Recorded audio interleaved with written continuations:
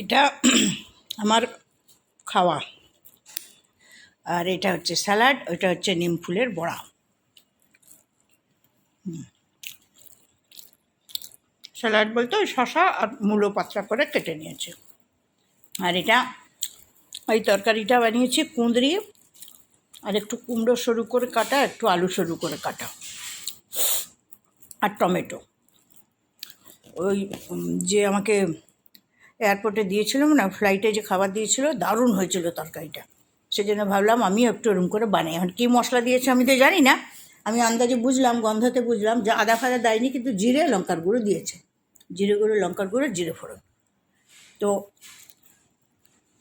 বানিয়েছি সেরকম পুরোই না হলেও বেশ কাছাকাছি হয়েছে। ওটা খাচ্ছি। আর এটা হচ্ছে নিম ফুলের বড়া, একদম ক্রিস্পি, দারুণ খেতে হয়েছে।